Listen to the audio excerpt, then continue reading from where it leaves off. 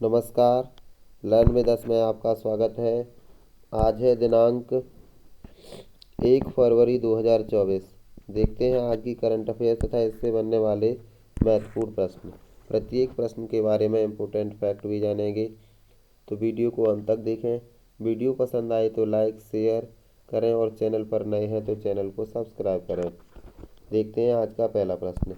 अंतर्राष्ट्रीय ज़ेबरा दिवस कब मनाया जाता है? तो इसका सही जवाब है ऑप्शन ए 31 जनवरी। प्रतिवर्ष 31 जनवरी को अंतर्राष्ट्रीय ज़ेबरा दिवस मनाया जाता है।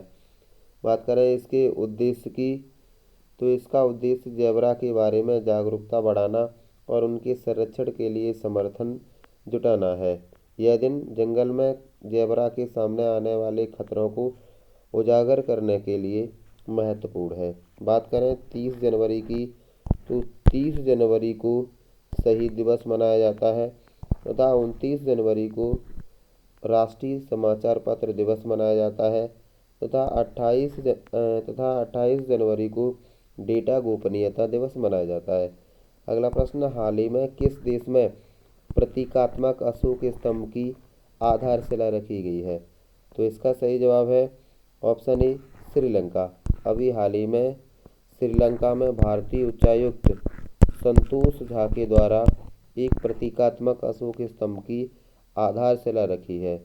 यह आधारशिला दोनों देशों के सदियों साल पुराने संबंधों को परिलक्षित करता है। बात करें श्रीलंका की, तो यहाँ की राजधानी श्री जयवर्धने कोट्टे है। यह भारत का पड़ोसी देश है। देखते हैं अगला प्रश्न। हाल ही में भारत ऊर्जा सप्ताह का दूसरा संस्करण कहाँ आयोजित होगा?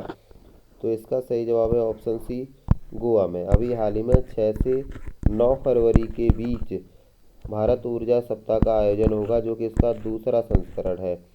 इसका उद्घाटन केंद्रीय पेट्रोलियम और प्राकृतिक गैस मंत्री हरदीप पुरी के द्वारा किया जाएगा।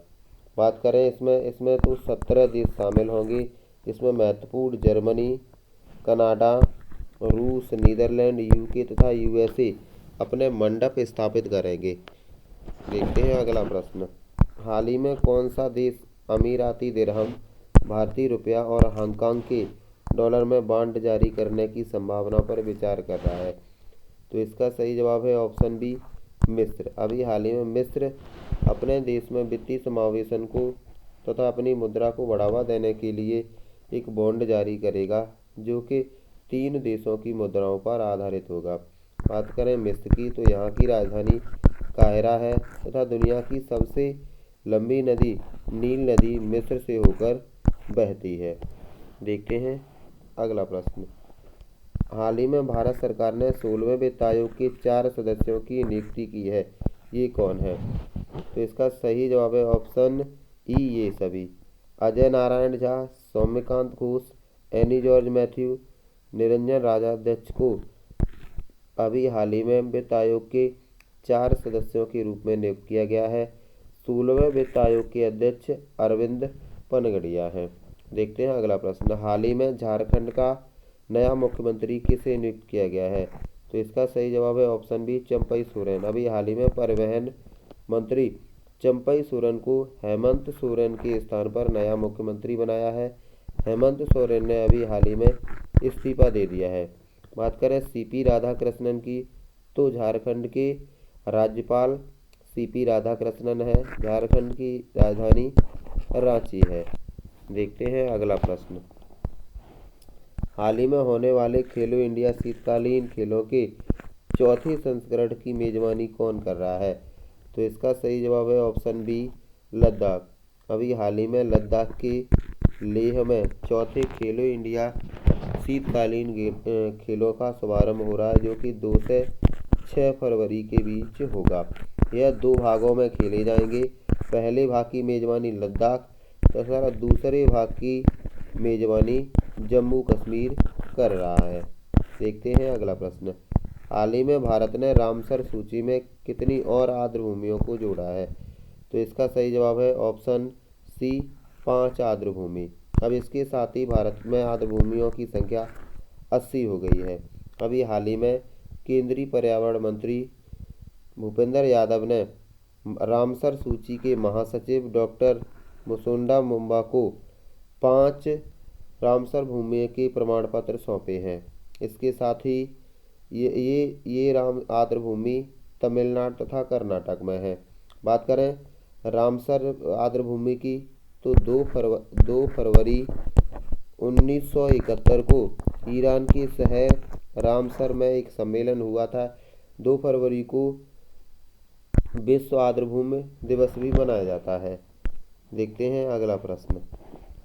हाल ही में आरबीआई ने किस पेमेंट्स बैंक को 29 फरवरी के बाद जमा स्वीकार करने से रोक दिया है? तो इसका सही जवाब है option C, Paytm Payments Bank. अभी हाल ही में आरबीआई ने गड़बड़ियां होने के कारण पेटीएम पेमेंट्स बैंक पर प्रतिबंध लगा दिया है। इसकी स्थापना 13 मई 2017 को हुई थी। देखते हैं अगला प्रश्न। हाल ही में समाप्त हुए 6ठे खेलो इंडिया युवा खेलों में कौन सा राज्य शीर्ष पर रहा है? तो इसका सही जवाब है ऑप्शन ए, महाराष्ट्र। महाराष्ट्र प्रथम स्थान पर रहा है, हरियाणा दूसरे स्थान पर रहा है, तमिलनाडु तीसरे स्थान पर रहा है।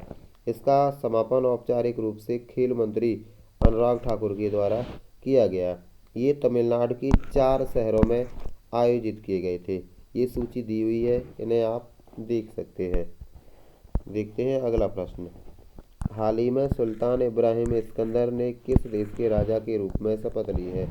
तो इसका सही जवाब है ऑप्शन बी, मलेशिया। अभी हाल ही में सुल्तान इब्राहिम सिकंदर मलेशिया के 17वें राजा बने हैं। अब बात करें मलेशिया की तो यहाँ की राजधानी कुआलालंपुर है तथा बात करें मुद्रा की तो मलेशियाई रिंगिट यहाँ की मुद्रा है।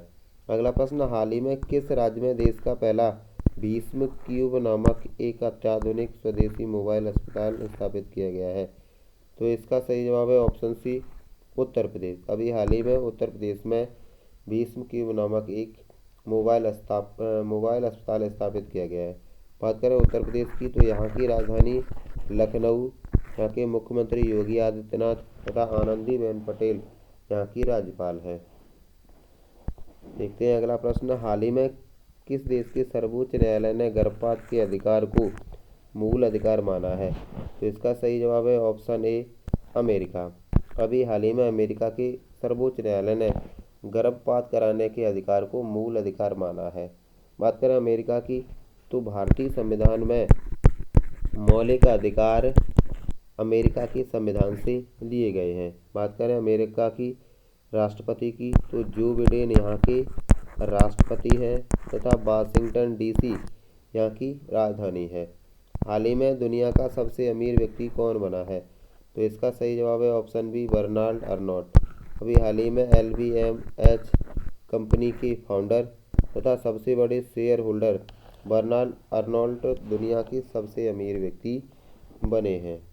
देखते हैं अगला प्रश्न। हाल ही में भारत सरकार ने भाषा में बहुभाषावाद को बढ़ावा देने के लिए किस नाम का एक आर्टिफिशियल इंटेलिजेंस आधारित प्लेटफॉर्म ऐप लॉन्च किया है? तो इसका सही जवाब है ऑप्शन ए, अनुवादनी। अभी हाल ही में भारत सरकार ने एक AI आधारित ऐप लॉन्च किया है जो कि भाषा में बहुत सी भाषाओं को कन्वर्ट करेगा, जिससे भाषा को बोलने में आसानी होगी तथा भाषा विकास को बढ़ावा मिलेगा।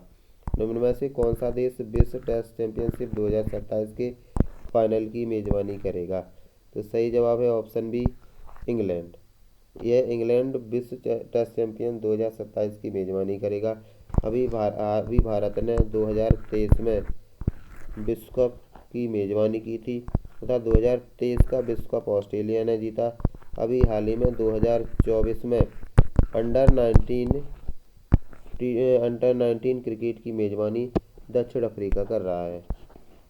देखते हैं आज का अभ्यास प्रश्न। हाल ही में भारत सरकार ने किस भाषा को भारत की शास्त्रीय भाषा के रूप में शामिल करने का निर्णय लिया है?